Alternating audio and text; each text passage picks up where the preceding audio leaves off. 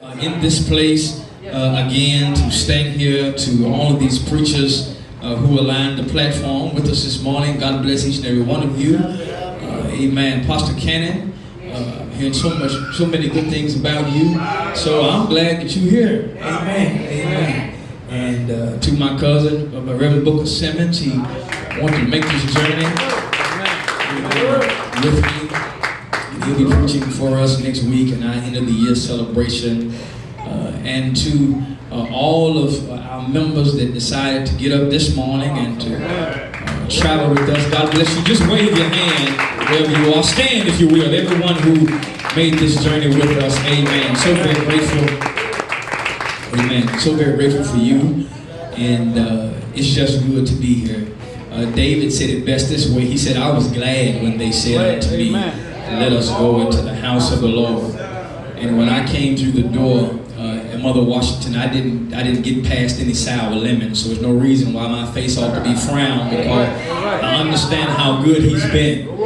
And when he's really been good to you, I know you look good on the outside, but something ought to be happening on the inside when you think about. I don't know how y'all do it here, but where I'm from, we don't mind giving God praise because we understand that we were messed up, jacked up, busted, broke, busted, and disgusted, but we're still here. We survived it all. So I'm grateful for that. Amen. Our drummer who came and amen to be with us, and to the deacon of our church, amen, Rodney White, amen. I'm just grateful. I tell you, I have a great support staff at our church, and I'm just so humbled. I have to remain humble because it's nothing of me, it's all of God. I tell people, if you handle God's business, He'll handle your business. And amen. I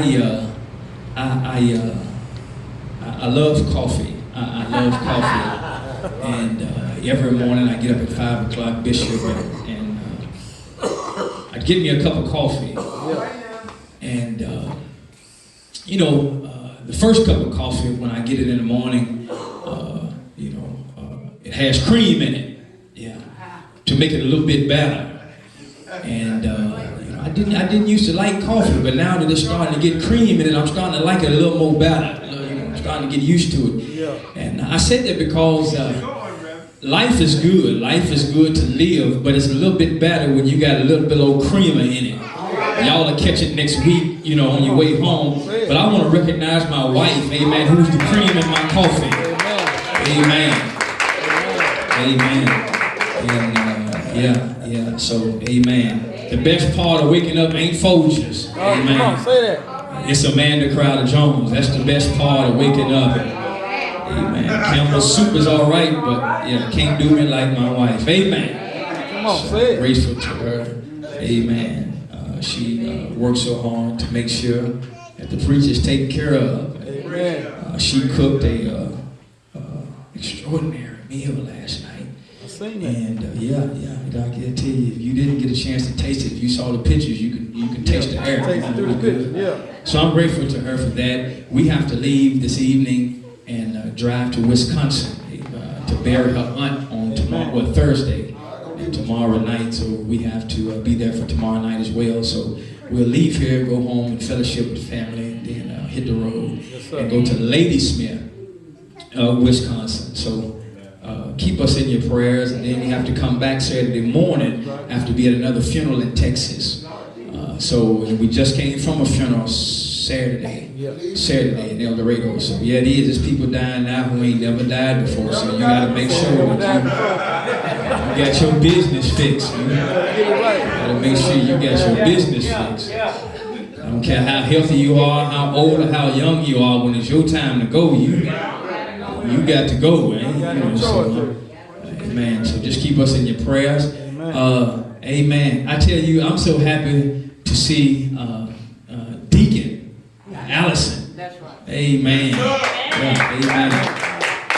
He is a humble guy. I tell you that.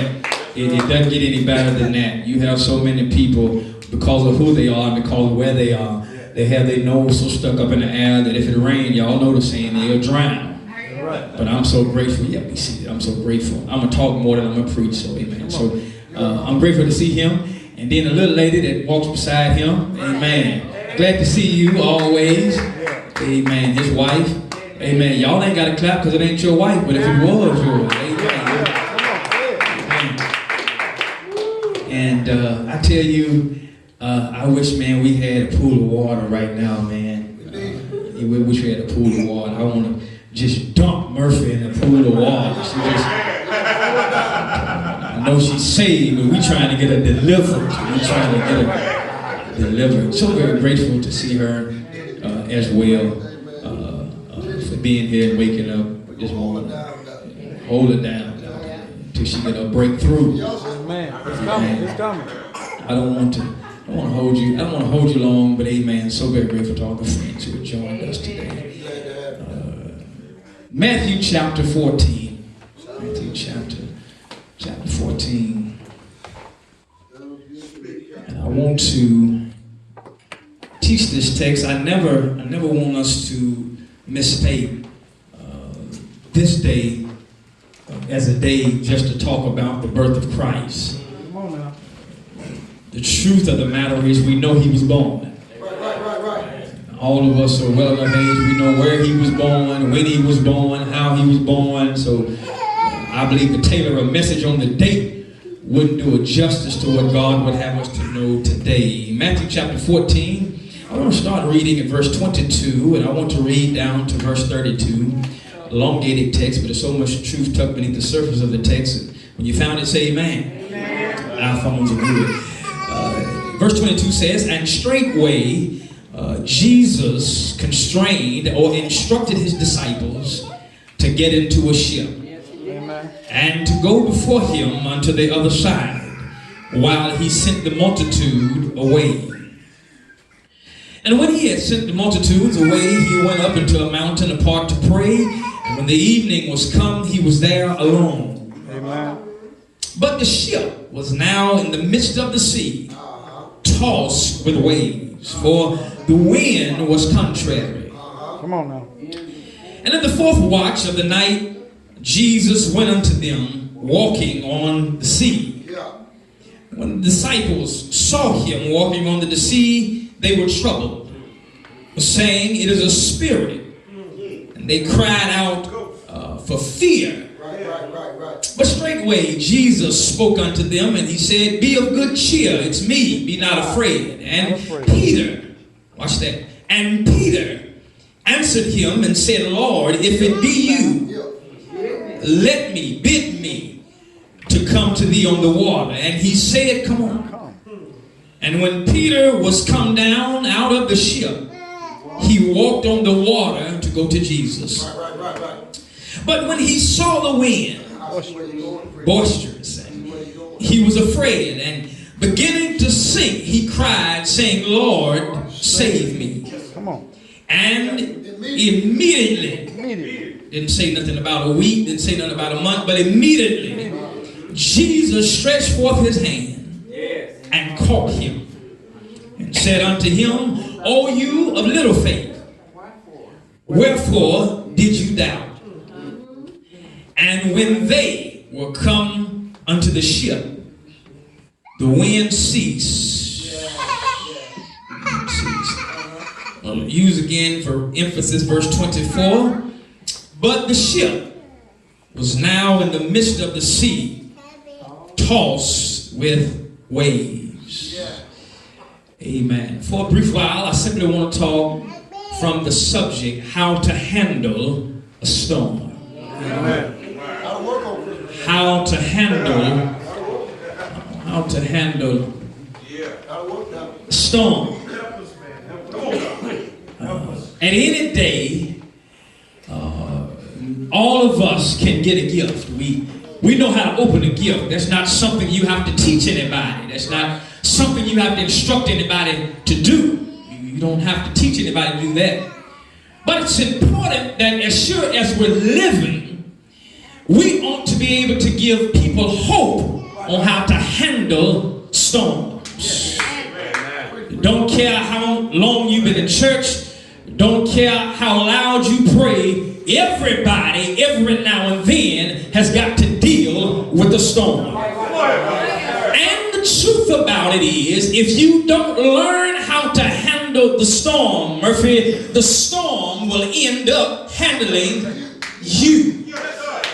And as I've had a bird's eye view in the spirit of how individuals live their life, so many people are being stretched by stress because they don't know how to handle the storms.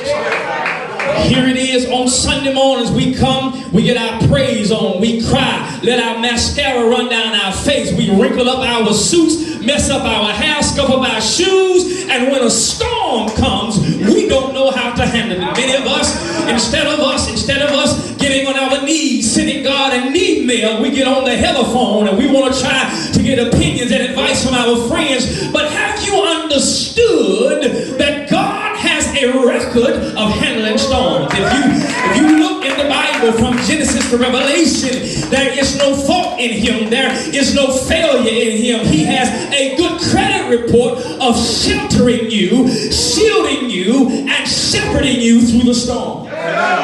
Don't know how you feel about it, don't know what you've been through, but if you go ahead and be honest with yourself, don't worry about nobody else. If you be honest with yourself, it's because of what you have been through that you're able to trust God like you trust him now. If you y'all ain't helping me in here, if you never had a storm, you wouldn't know that he was the captain of the sea. Here in our text we find there was some men, and these was not just any ordinary men. These were, the Bible says, disciples, people who knew God, people who had walked with God, people who had talked with God, people who had seen him open up blinded eyes, who had seen him unstop deaf man ears, who had seen him raise men from the dead, but yet when they see him in the storm, they could not recognize him. Many of us, you have been celebrating God when he pays your bills. You've been praising God when y'all ain't gonna help me in here. You've been praising God when your money look funny and your friends look few and he comes through for you. But what happens when you get in the storm? Trusting God on land is okay, but you got to learn how to trust him when you're on the water. There is a difference now. When you're on land, everything is situated, everything is subtle, everything is smooth. But when you're on the water and your life is being tossed to and fro, how do you handle the storm? Can I preach like I feel it? Here in our text, the Bible says that Jesus spoke to them and he instructed them to get into a ship.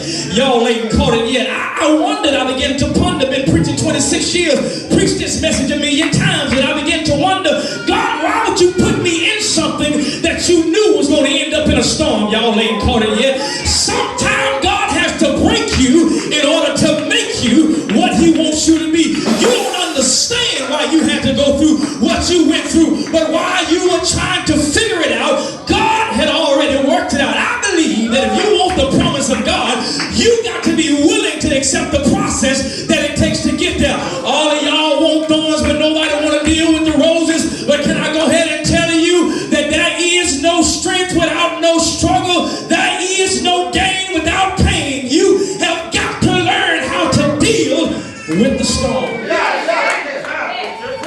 So he says, he told them to get into a ship.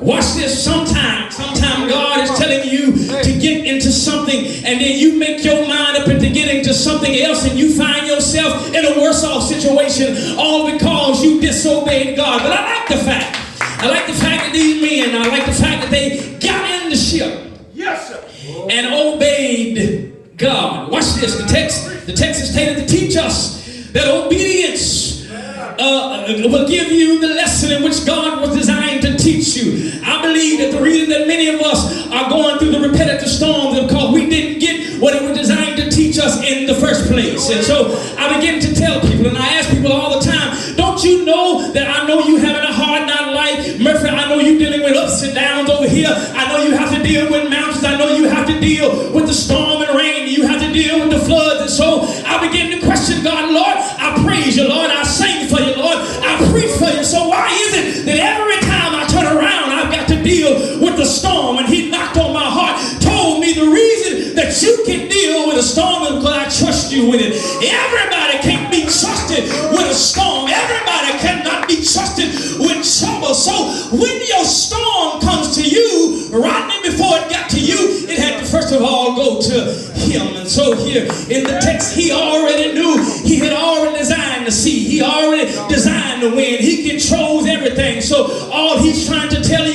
text that if you go ahead and go through it, know that I'm tailor-made it to fit you. And he told them to meet him on the other side. The harsh reality is that many of us, we're not holding on to the promises of God. We're being distracted. We're being discouraged. We're being dismayed because of what it looks like. It does not look like you think it ought to look like. It doesn't feel like you think it ought to feel. But let me tell you what faith is. And I tell our church all the time, faith is acting like it is so even when it does not look so, just because God's word says so. And when you're going through storms, you can't make it through a storm if you ain't got the right type of faith. We're living in a time now where we shouldn't have to always want to see what it looks like. You got to faith what it looks like. God is not concerned about your feelings. God is concerned about your faith. Are you hearing me in here? So he tells the disciples, get in the boat. Get in the boat and go to the other side. Now, I was confused because he already told you that you're going to make it to the other side. That you shouldn't panic because of what the process looks like. You shouldn't panic just because of the hurdles. You shouldn't panic because the greatest thing that you can encounter on the boulevard to your blessings is the avenue called afflictions, because it'll give you a greater appreciation when you get to where God is trying to carry you. So in the text they are moving. In the text they are in the boat. But then I saw one thing. Jesus, the Bible says that he went and he sent the multitudes. away. Watch this. Watch this. Get to the text. Verse 24. But the ship was in the midst of the sea, tossed with waves, tossed with financial difficulties, tossed with heartbreak, tossed with heartache, tossed with wayward children, tossed with the repossession of your car, tossed with I don't know how I'm going to put food on my table, tossed with I don't know how I'm going to put shelter. It was tossed with waves. Every time you turn around, it seems once you come out of one storm, you're running into another storm. It was on the wind. It was on the wave and it was tossed on the sea. But one thing that they had to remember, no matter how unbalanced life may seem sometimes, you still got to remember the promise that you're going to make it. Here, verse number 25, he says that in the fourth watch of the night. I'm going to stop there. Listen. Fourth watch of the night. I'm an avid word study, and I like to really exegete the text. I want to get out of the text what the Spirit intended to teach us. The fourth watch of the night, Pastor Cannon, was right before the breaking of day. Y'all didn't catch that. Y'all didn't catch that. Listen, the fourth watch of the night, Jesus came to them. Y'all missed it. The fourth watch of the night, which is right before the breaking of day, Jesus came to them. Y'all still ain't caught it yet. Come on, another chance ministry. Let's go ahead and take this home. On the fourth watch of the night, right before the breaking of the day, Jesus came unto them. What happened? He saw their situation in the midnight hour, and right before the breaking of day, the Bible said that he turned that thing around. We have to understand that in the midnight hour, when you're trying to wrestle and you're trying to deal with all the hell that you're dealing with, you got to know that God sees you. And not only does he seize you, but he'll save you. Watch this here. You didn't catch it. 11:59 p.m. Murphy, that's what it is. It's still night outside. But if you go to your clock and you see 12 o'clock, Pastor Cannon, midnight, it says 12 a.m. Y'all ain't caught it yet. When you look outside, p.m. signifies a night, a.m. signifies a new day. When it's dark outside, you still got to celebrate God because it's still a new day. Somebody don't know how to praise God when it's dark outside because you have not understood it's still a new day. Have you ever had your back up against the wall and you didn't know how you were going to make it? Right before you got ready to give up, right when you threw the towel, God threw it back to you and said, stay in the fight. Stay in the fight. Stay in the fight. I feel good here. Stay in the fourth watch of the night. I don't know how you feel about it. Didn't know how you was going to make it. Didn't know how you were going to pay your bills, but God stepped in. Ought to have at least two people who can high-five your neighbor and tell your neighbor in the midnight hour, God turned it around. Don't know how, but in the midnight hour, he made a way. Don't know why, but in the midnight hour, in the midnight hour, he turned that thing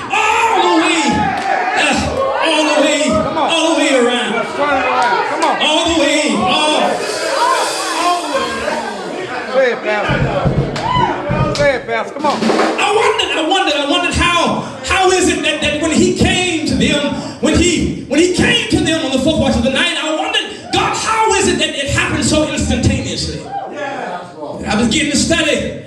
The word of God is power. Power comes from the Greek word dunamis, which simply means where we get our English word dynamite from. Anybody who know anything about dynamite, anytime it comes into contact with something, it rearranges it. Y'all ain't caught it yet. So when you come into contact with the power of God, there ought to be some changes taking place. The problem that you could not solve when you come into contact with the Master. Come on.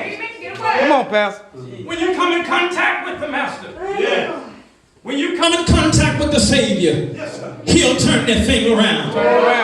Many of us don't need to cry. All we need is an encounter with God. Many of us don't need to run up your phone bill and your data plan trying to call somebody else. You just simply need an encounter with God.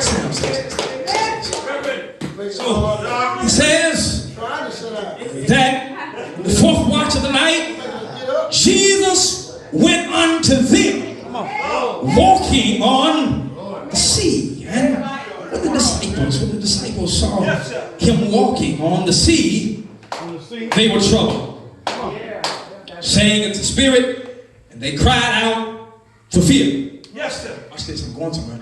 But straightway, Jesus spoke to them.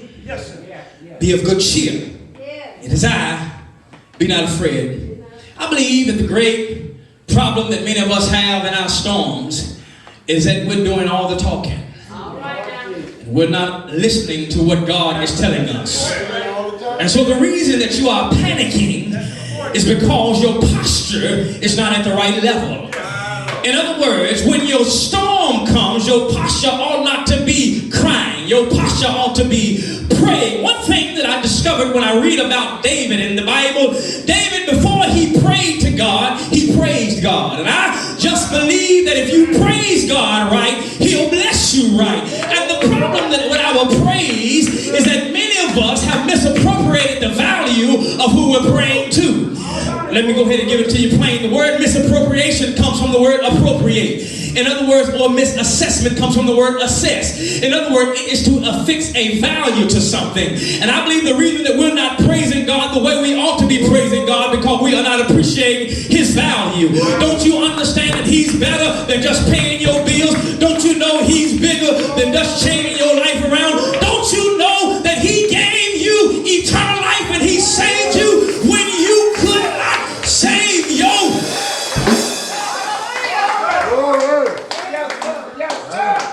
But watch this, verse 28, not here, I'll get out your way. Get back to this turkey in the house. Listen, verse 28 says, and Peter. And Peter. Watch this. And Peter answered him and said, Lord, if it's you, let me come. Lord, if it's you, Come on. and Peter, it was other disciples on the boat. But Peter was the one who stepped out the boat. Come on. Okay, I want to give you 2 points. The first point is this here. And Peter, not the rest of them. Peter stepped out of the boat because he saw something that nobody else could see. What do you say? There are people who are in the boat with you who don't have the same faith that you have on where God is taking you because they can't see what you see. Y'all ain't caught it yet. Everybody is not going to celebrate when God gets you a new car. Because they don't have one. But if you can see it before you see it, then by faith you will see it. Peter, I'm sure if I use my spiritual imagination, they were telling Peter, don't get out the boat, man. You're going to drown. Some people who are connected to you will discourage you from stepping out on faith because they don't have the audacity to step out themselves. I told a story a few weeks ago, growing up in elementary school, one of the greatest schools in the state, North Little Rock, in the world. When I was growing up, the kindergarten teacher used to teach us about coloring. She used to teach about coloring. And what happened was she would say this when you color, Murphy, because I know you color a lot, because you know. Yeah. So you color, and he said, look, color inside of the lines. Color inside the lines. Right. So, Come on. as long as you color inside the lines, you're doing good, Apostle Cannon. But every now and then the teacher would come and, no, that's not right. They had a problem because you were coloring outside of the line. Yeah, come on. Take it there. Take it there, man. Some people who sit around you, they'll have a problem with you when you don't conform to their own theological assessment of how they think that your belief and your faith ought to be. You've got to be able to tell folks, I'm not coloring like you coloring because I see something different than what you see. You may not understand it, but I see the bigger picture. Even in your storm, everybody don't understand why you praising God and your money is funny. Everybody don't understand why you celebrating God and your back is up against the wall, but you ought to be able to tell them, if you could see what I see. You can see what I see. So Peter got out the boat and he came and he went to Jesus. But then he saw something. He saw the wind. The Bible said the storm was contrary. It was going crazy and he was doing all this here. But this is what it is. He began to sing and he cried and said, Lord, save me. He didn't get on his knees and our gracious, most omnipotent, wonderful God of the galaxies, the universe, you have formed heaven and earth. He didn't say that. He didn't have time for that. He simply said, Lord. He didn't say, with our body bowed and our knees bent, Lord, our Heavenly Father, come on in this room, open up the door, turn the key, come on in, roll out the bed, tuck me. He simply said, Lord. Sometimes you just got to give God an emergency room prayer. Sometimes it don't take all those big words. Sometimes you need to tell God, Lord, save me. I need thee every hour. Father, I stretch my hand. I don't know what your song is, but if you ever had your back up against the wall, you know the right prayer to pray. You know, right? But he said, Lord, save me. But then I see Peter sinking. The Bible says he was sinking. The one thing that I learned about a child, the one thing I learned about anybody who's sinking, anybody who's swimming, anybody who's drowning, the first thing they're going to do when they begin to sink, Pastor Cannon, is reach up. I believe that the great reason that many of us have not connected with God and He has not connected with us is because we're sinking, but we don't have sense enough to reach up. That's all I'm trying to tell you. You've got to know that your situation is bad enough, and many people won't change, Bishop, until they get hurt bad enough by the very thing that has them confounded. But when Peter was in the water, he knew that I had to call on Jesus. I couldn't call on the disciples in the boat because their faith wasn't where it needed to be. I had to call on Jesus. Yeah. Come on, say it. Then watch this. Then what got me was when the Lord saved him.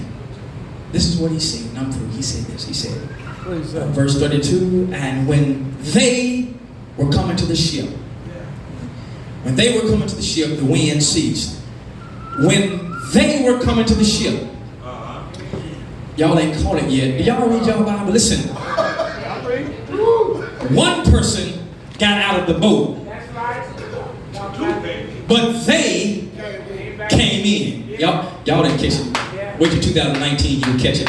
One man, Peter, got out of the boat, but they got back in. Okay, the reason your family ain't saved is because you getting out and you getting back in and you ain't bringing nobody with you. Listen, Peter got out of the boat, but they got back in. You still ain't caught it yet. I'm going to go ahead and bore you because I'm going to say it till you get it. Go ahead. Peter got out of the boat, and they got back in. Okay, this is what happened. Let me bring it down to my 7. So, they were in the boat, Murphy, and the wind was tossing the boat. And while the wind was tossing the boat, Bishop, Peter got out of the boat. But when Peter and them got back in the boat, the wind stopped. You still got hell in your family, still got hell in your house because you ain't bringing nobody into your house with you. You're not bringing God into your boat. Let me just make it plain. Peter left the boat by himself, but when he came back, he brought God with him. When God gets in your boat, it the scene, it will change your circumstances. When you invite God into your situation has got to change. There ought to be about 1, 2, 3, I'll make 4 that can testify.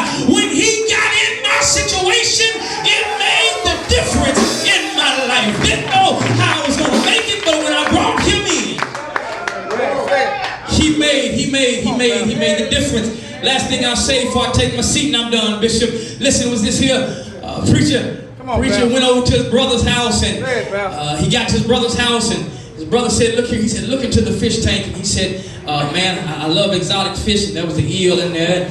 There was all kind of stuff in there, snake in there. And he said, man, look at that shark in the fish tank. And he said, man, ain't no shark in the fish tank, man. He walked off, and he said, man, it is one of them, man. Look in there. He said, man, I ain't looking at that thing for a fish. So he began to go back, and he looked. He said, man, it is a shark in this fish tank. And, man, y'all see that, Cannon? You see that fish, that shark in the fish tank? And Steve Cannon said, yeah, I see it. And he said, man, ain't you afraid that shark would outgrow the fish tank and bust out? And he looked over, he said, man, I ain't even worried about that. He said, because sharks can't get no bigger than the environment in which they're placed in. Many of you are riding in the boat with people who are like a small fish tank. And you'll never grow because you're surrounded by the wrong type of people. And there are people who are connected to you, who you are surrounded by. They will taunt your faith. They will stagnate your growth. All because they don't know how to think outside of the box that they have placed themselves in, or the boat that they've placed themselves in. But the truth about it is, when you got a real storm, maybe y'all have had some hard days, but if you ever had to experience a real storm, then you'll know that you can't worry about everybody who's around you. You can't be focused on everybody who say they're your friend. There are some people who say they're your friend, Bishop. I'll be with you through thick or thin. Right. When things get thick, they start thinning out. I'll be with you through sink or swim. When you start sinking, they start swimming the other direction. But is there anybody here who can say there are some things that I may not know? There are some places that I may not go. But there is one thing that I do know. Yes, God is real. I can feel him in my soul. Stand to your feet all over this place. Come on, say it. Over this place. The body, I always say it's important. The body cannot survive 40 days.